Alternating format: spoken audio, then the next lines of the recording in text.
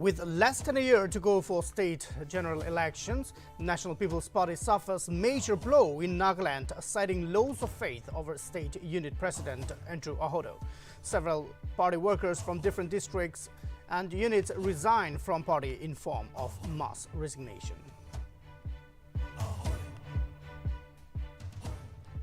Nagaland Public Service Commission issues clarification on reports of certain candidates clearing combined technical services examination without even appearing in written examination. NPSC says at the slightest available opportunity, certain individuals attempt to pull down the image and prestige of the institution.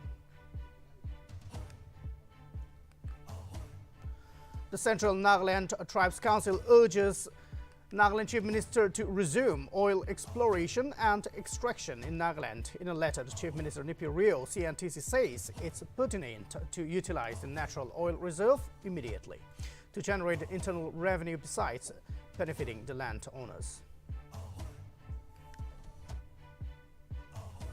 Dimapur Municipal Council bans single-use plastic items within its jurisdiction with immediate effect.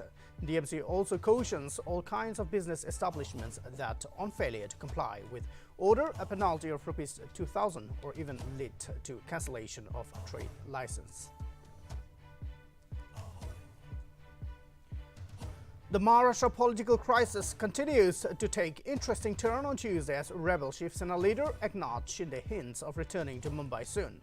Refuting RDD Thackeray's claims, the rebel group leader says he has the numbers with him in form of 50 MLAs.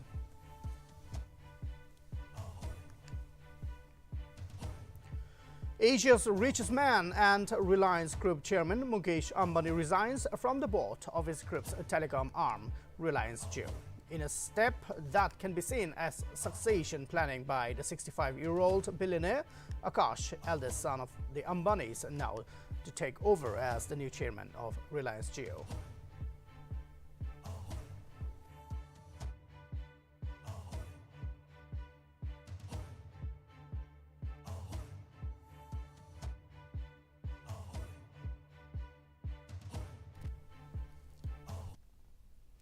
Hello and welcome to Nagaland TV. This is Chipenik Fung. You are watching the English Primetime. Let's look at the stories in detail. With the state election round the corner, the National People's Party has suffered major loss as it witnessed mass resignation of the party workers from the parent body and PYF, state women wing and district units of Mon, Longlang, Jinsang, Kifri and Mogokchung on Monday. Notably, the workers on Monday tendered their resignation from various posts as well as from both primary and active membership of the party with immediate effect, as they have lost faith in the leadership of Dr. Andrew Ahodo Sema.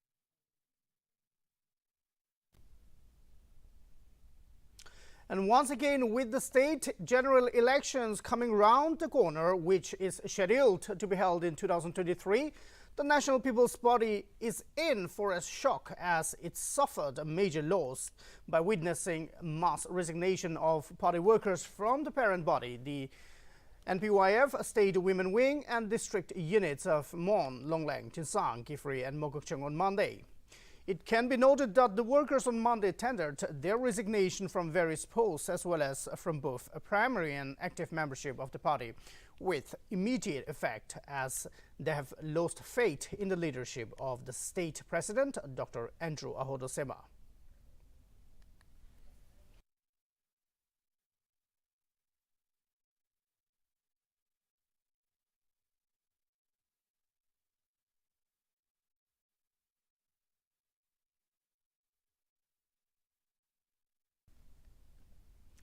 The Congo-led NSCN-K has notified all the concerned and business establishments under our region on the illegal taxation by unauthorized persons in the name of the group. The group has warned about illegal taxations using the group's name and warned that any persons engaged in illegal taxation would be doing so at their own risk. The group also notified the public to inform the supervisor of the region if any person is seen engaging in illegal taxation.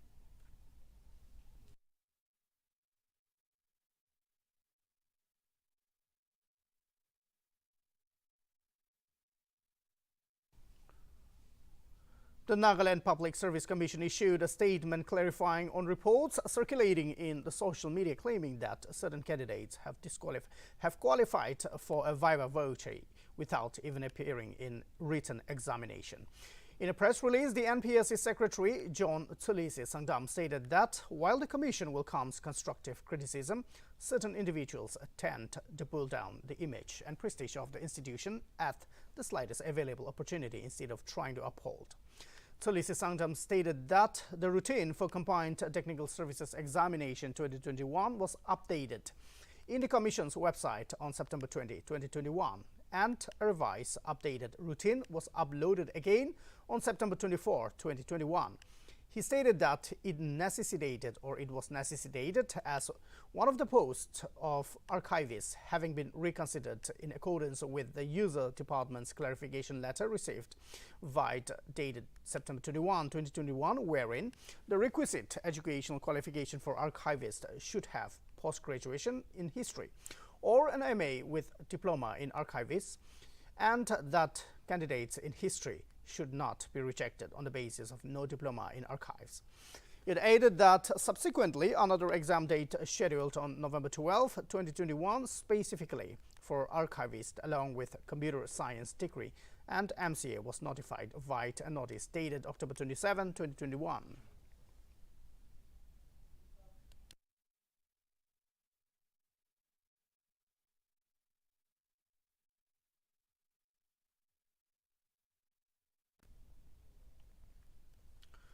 Green Club Zunheboto and semi-region NSCN-IM on Monday organized the 6th death anniversary of former chairman, National Socialist Council of Nagaland, Isak Chishi Swu at Chishili village in Zunheboto district.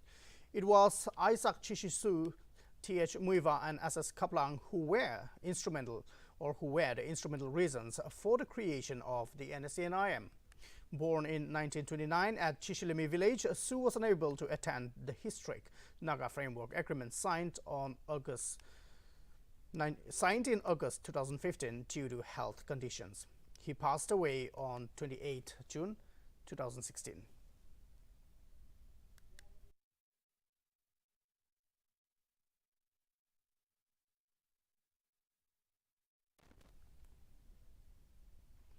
The Central Nagaland Tribes Council has urged the Nagaland Chief Minister Niuland to resume oil exploration and extraction in Nagaland. In a letter to the Chief Minister, the CNTC stated that the state government has failed to take any action despite its repeated appeals to resume oil exploration and extraction in Nagaland. The council termed it pertinent to utilize the natural resource, the natural oil reserve immediately so that there is also sufficient internal revenue generation for the government and also for the benefit of the landowners. The council also informed that petroleum exploration license has been applied for to the government of Nagaland by Oil India Limited, which has the exploration license in the block comprising of the districts of Kohima, Mogokchung, Wokha and Zunheboto since 2019. The council further felt that 3 years is a long time to grant the PEL license.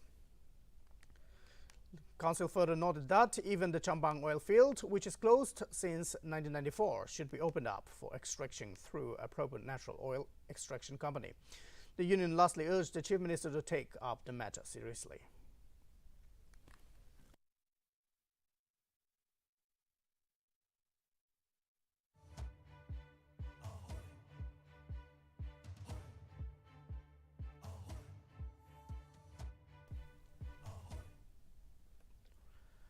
The Dimapur Municipal Council on Monday yet again notified that single-use plastic items has been firmly and totally banned in its jurisdiction with immediate effect. Notably, the DMC threw a circular caution to all the shop owners, shopkeepers, business establishments, open vendors, banquet halls, religious institutions, hotels, restaurants and offices that all single-use plastics are banned, and failure to comply with the order would be penalized with a fine of Rs2,000, which could also lead to cancellation of trade license.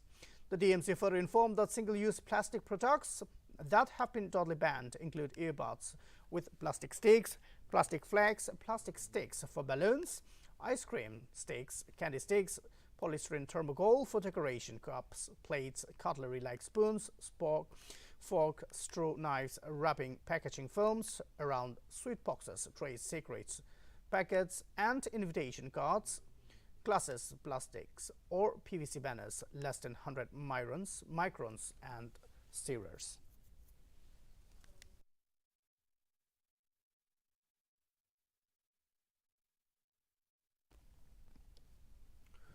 A free medical checkup and installation of an advanced health robot facility program was held on Tuesday at Assam's Lahori and Karbi Anglong district.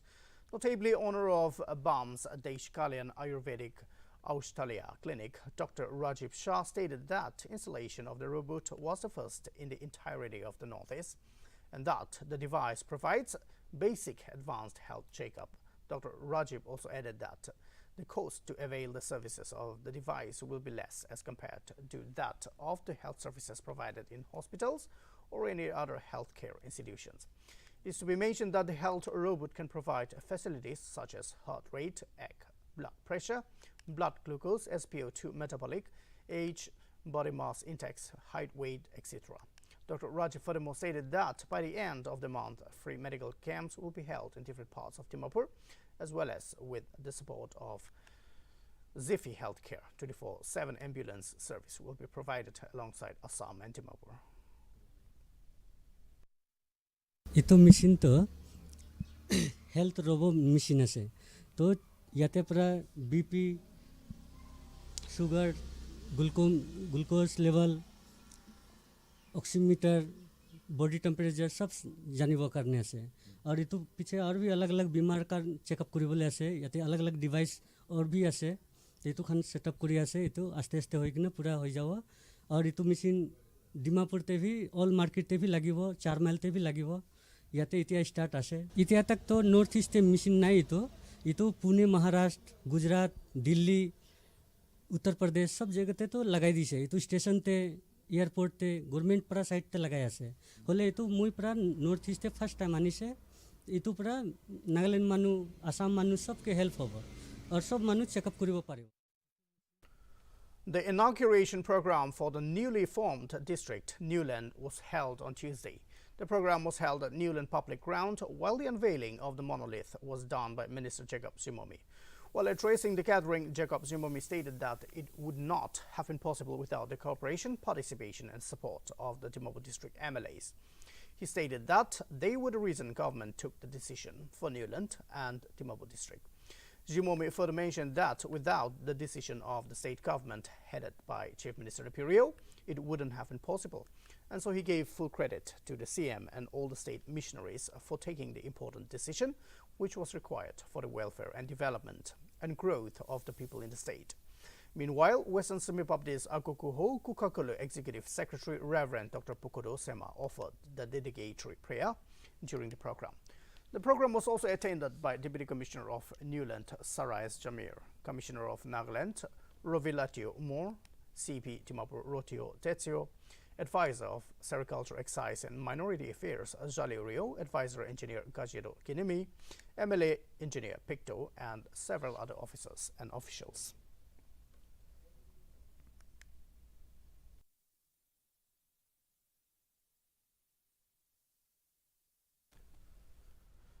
High-powered delegation of Janata Dal United is set to visit Nagaland on June 29 to pay tribute to Jaya Prakash Narayan. Notably, a reception will be organized at the airport in Dimapur on June 29, upon which all public and well-wishers willing to honor the delegation have been requested to reach the airport by 12 p.m. Furthermore, JDU Nagaland regretted that it may not be able to accommodate the requests of all civil societies for interaction with the delegation due to time constraints.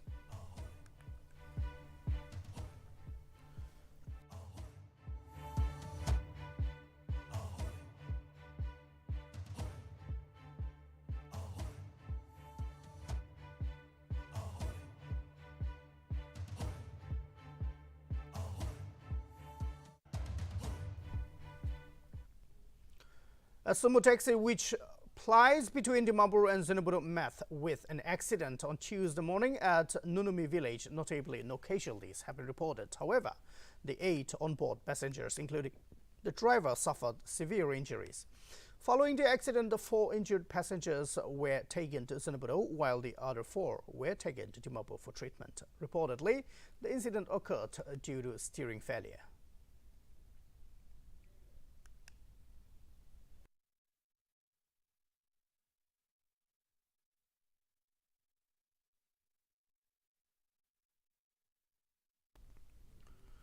The Naga Army of Government of the People's Republic of Nagaland on Monday through a notification expressed condolences over the sudden demise of Brigadier Somaya Zinghai, MSM of General Headquarters.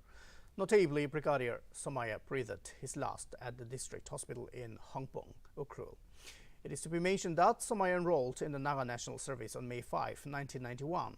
Meanwhile, in recognition of his service to the Naga Nation, Colonel Somaya Zinghai was bestowed the rank of brigadier posthumously.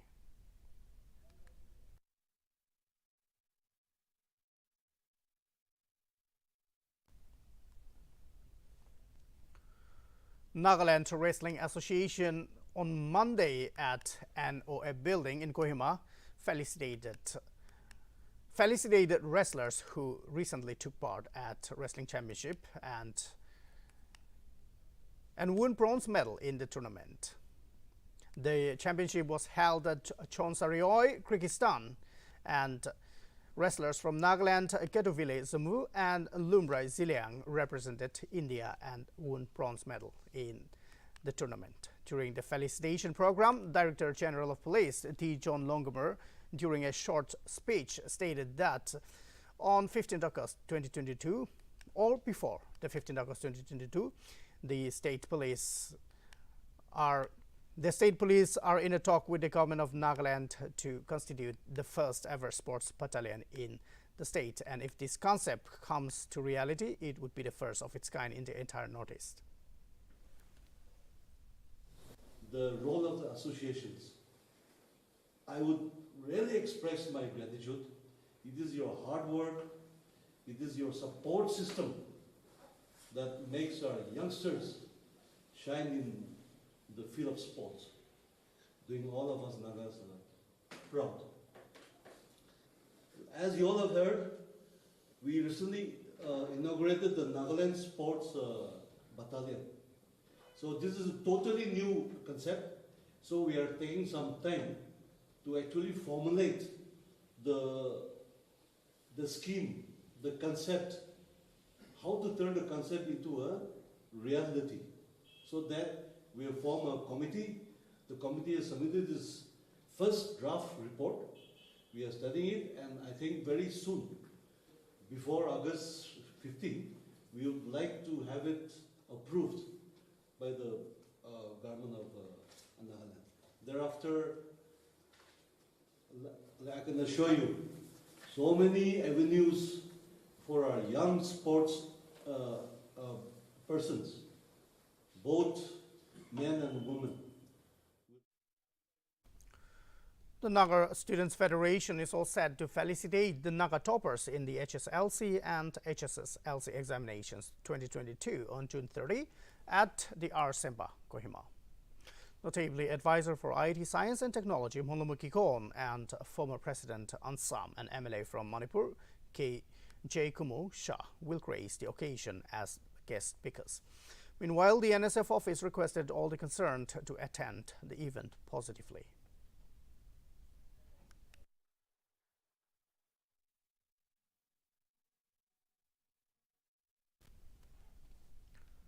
District Health Society Paran on Monday launched the intensified diarrhea control fortnight at Chaluki Women Welfare Hall and across all health units in the district. Paran Deputy Chief Medical Officer Dr. Lima Agam Iyer, during his speech, highlighted the key actions in prevention of diarrhea. Dr. Iyer further stressed on the importance and use of ORS and zinc during diarrheal episodes among children.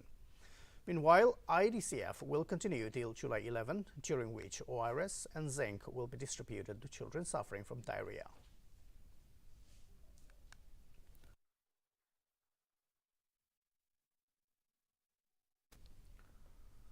The party, Chanda Party of Noklak District, on Tuesday held its executive meeting at Bichiso Old Council Hall. Notably, the program was chaired by Vice President of Noklak District, T. Kingo, while BJP District Kisan President Chongba did the invocation. Furthermore, the district president, H. Pushing, during his presidential address, said that in order to make BJP rise or fall is in the hands of the people, while he thanked the advisor H. Hying for sticking to his words in bringing numerous changes in the district.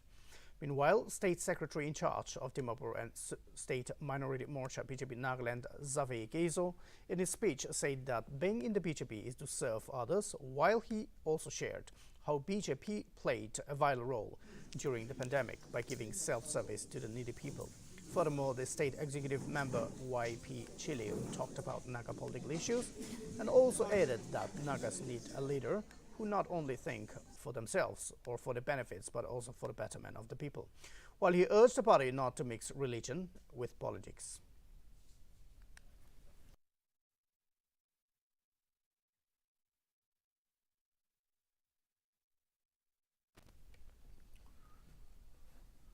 With the Supreme Court extending the deadline to file a response to disqualification notices, the Shinde faction led by Eknath Shinde is strategizing to approach Governor Bhagat Singh Goshiari at Raj Bhavan, informing its decision to distance itself from Mahavikas Aghadi government. Notably, the development has sparked worries in the Sena, with a senior leader pointing out, while the apex court has given 2 weeks' time to the rebels to respond to disqualification notices served by Deputy Speaker Narhari Zirwal, our plea for disallowing floor tests till July 11 was not considered. Meanwhile, Shinde's decision to step out of MVA would raise a question on the numbers with Uddhav Thackeray-led MVA government, which could find it difficult to prove its majority on the floor of the House if the rebel MLAs were to stick together. However, Shinde's confidence stems out from its belief that it holds 2/3 majority in the Shiv Sena. आणि अशा परिस्थितीमध्ये माणसं पानसापासून दुरावली होती आणि अशा परिस्थितीत आपले हे सर्व असे कार्यकर्ते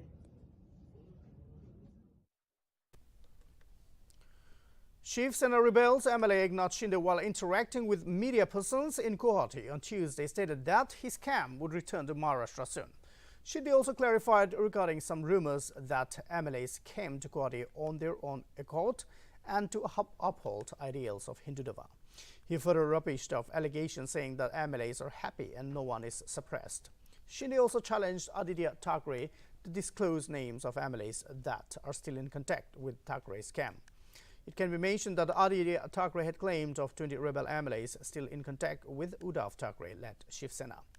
It is worth noting that Mahavikas Aghadi government has plunged into deep crisis, almost to the brink of collapse due to Shinde's rebellion.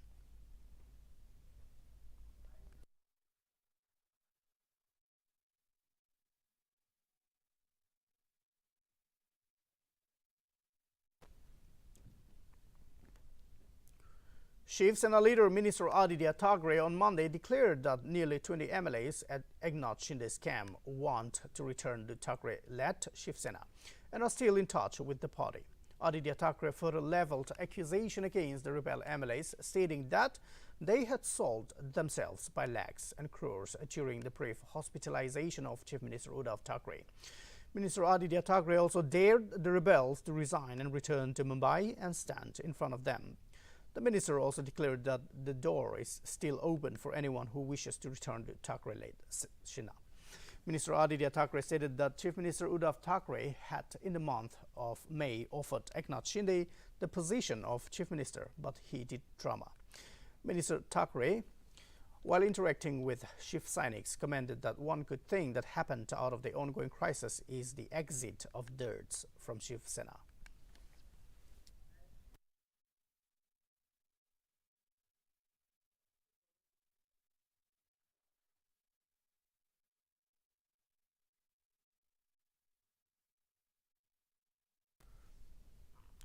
As Maharashtra's political slugfest gets more mysterious, Chief Minister Uddhav Thackeray has penned an emotional letter to repel MLAs camping with Eknath Shinde. CM Thackeray in the letter said to rebel MLAs that they are still Shiv Sena at heart and appealed to them to return home. Chief Minister stated that as the head of Shiv Sena's family, he worries about the rebel MLAs and their welfare. Chief Minister Thackeray further penned that some families of rebel MLAs had contacted and conveyed their sentiments to him, and he respects their sentiments. Chief Minister Thackeray also urged the MLAs to not get embroiled in someone else's mistake and invited them to have a talk, citing that differences would be resolved.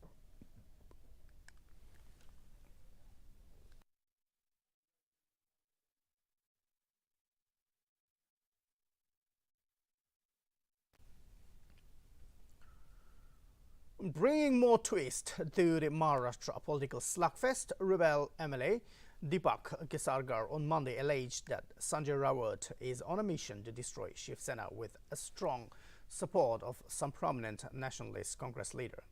MLA Kesargar in the letter stated that NCP and Congress are enjoying at the expense of Shiv Sena and are embarked on a mission to finish the Saffron Party.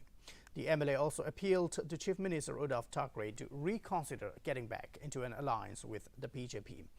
Kesarkar also alleged that Shinde's camp is being disturbingly abused to the extent that the abusers are even awaiting their dead bodies.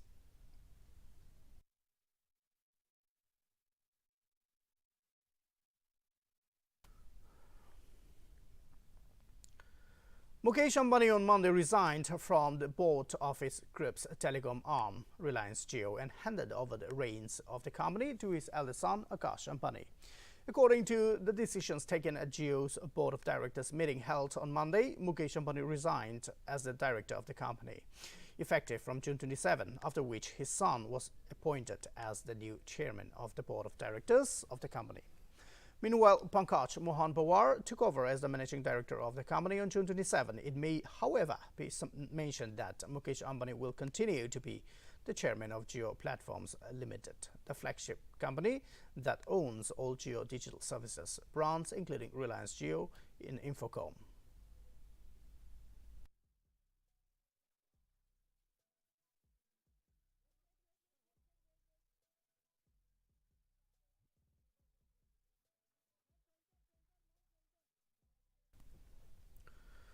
Expressing resentment over the present arrest of fact-checker Muhammad Zubair, the Editors Guild of India Tuesday demanded for immediate release of Zubair.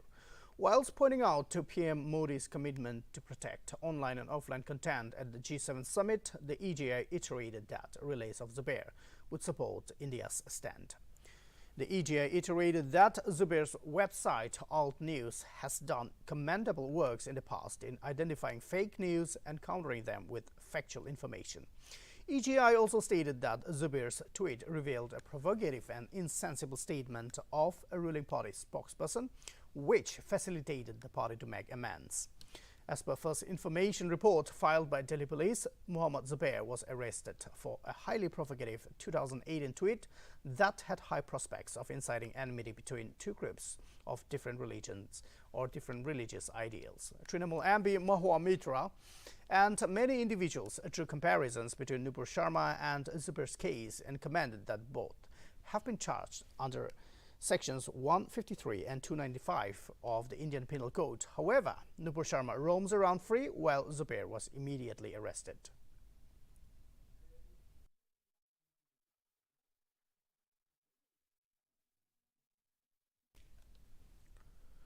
Justice Satish Chandra Sharma on Tuesday took oath as the Chief Justice of Delhi High Court. Notably, Lieutenant Governor of Delhi, Vinay Kumar Saxena, administered the oath at a ceremony held in the Raj Nivas.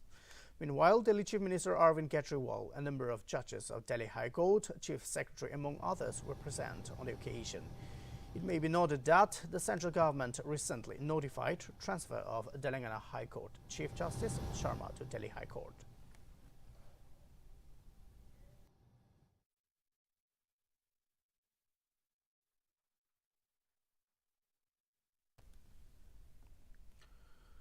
Another case has been filed against filmmaker Gopal Varma for his controversial tweet on NDS presidential candidate Draupadi Murmu. Notably, in a tweet on 22nd June, Varma said, "If Draupadi is the president, who are the Pandavas? And more importantly, who are the Kauravas?"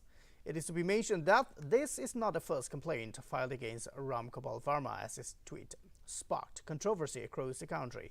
Earlier, BJP leaders Kudu Reddy and T. Nandeshwar Kaur also lodged a complaint against Ram Gopal Varma at a police station in Hyderabad. Meanwhile, this time the FIR was registered by Manoj Sinha at Lucknow's Hazrat Ganj, Gawali, against Varma under several sections, including the IT Act. It may also be mentioned that after the controversy started, Ram Gopal Varma had said in another tweet that his point had been taken in the wrong way.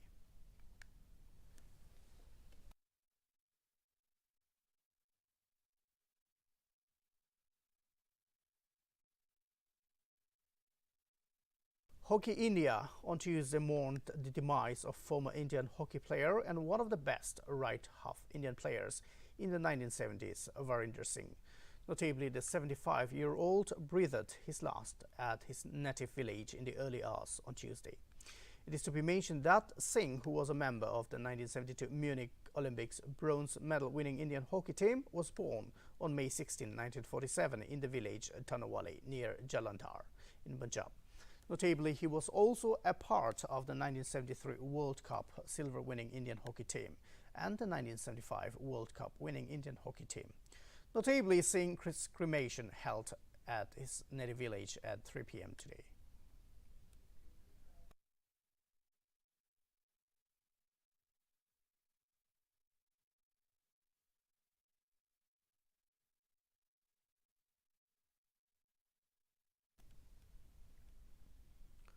Business tycoon Pallonji Mistry died mid-sleep on the intervening night of Monday and Tuesday at his South Mumbai residence.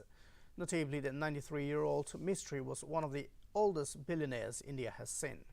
It may also be mentioned that Mistry received the Padma Bhushan in 2016 for his contribution as an industrialist. Mistry headed the 150-year-old Shaburji Pallonji Group, which is one of the largest business firms in India.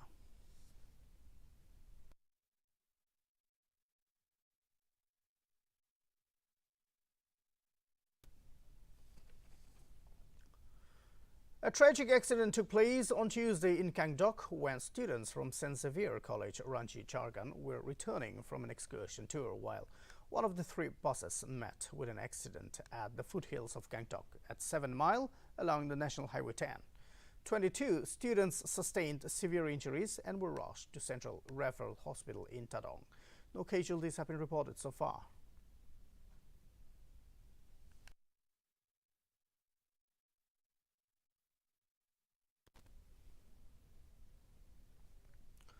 Sri Lanka's cabinet of ministers announced its decision on Monday to limit distribution of fuel to essential services until July 10, adding that interprovincial public transport would come to a halt. Fuel for port, health services, food transport will be provided, petrol and diesel, whereas all other sectors have been requested to stay at home and provide services online at home.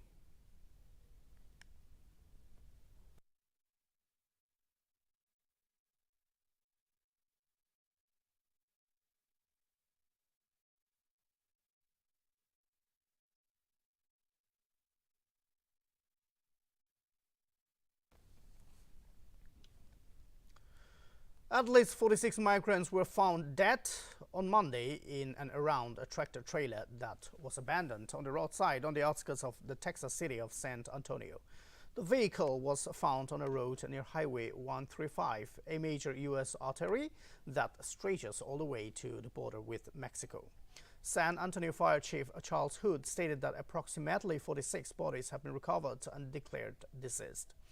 Meanwhile, Hood stated that 16 people have been transported to hospital alive and conscious. Among the 16, 12 were adults and 4 were children. Hood added that the patients were suffering from heat stroke and heat exhaustion. Furthermore, there were no signs of water in the vehicle. It was a refrigerated tractor trailer, but there was no vehicle or no visible working AC unit on the rig. Officials say that 3 people were in custody of the incident. According to San Antonio Police Chief William McManus, authorities were first alerted by an emergency call at around 5 p.m. and the probe had been turned over to the Federal Department of Homeland Security.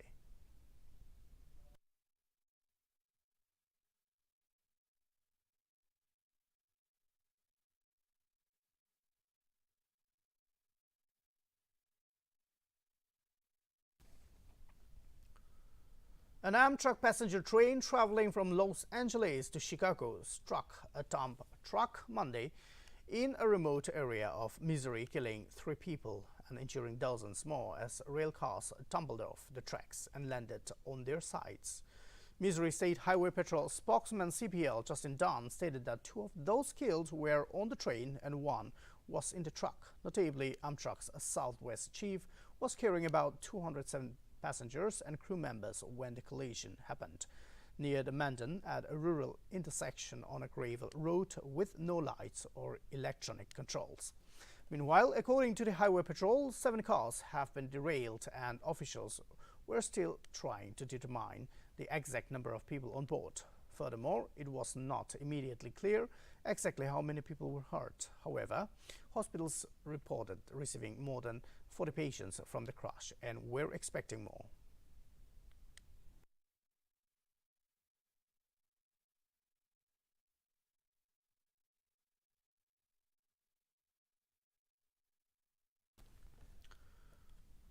Men in blue are all geared up to tie the second match T20 One-Day International against Ireland at the village Dublin on Tuesday.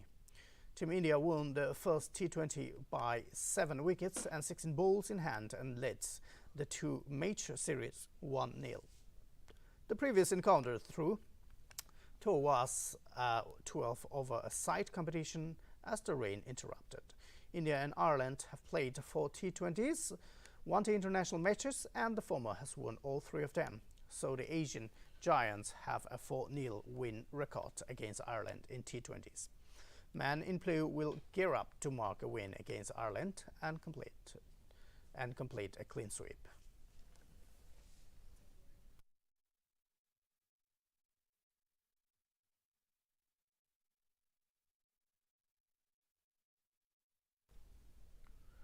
And that brings us to the end of Nltv English Primetime. Thank you for tuning in. This is Chipen Kung signing off.